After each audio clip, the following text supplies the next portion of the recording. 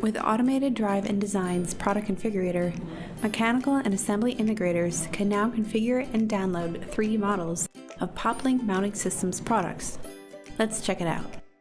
From ADandD's homepage, you can navigate to the Product Configurator from the slider, or by going to Products and Downloads, and then Configurator. Choose the PL series for a low-cost, effective solution, and the HD PL series for heavier applications.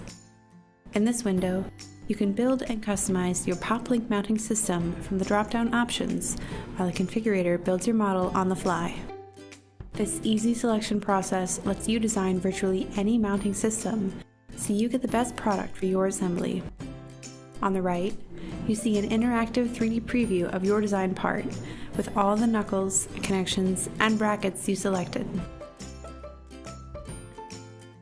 When you're happy with your design, click the CAD Download tab.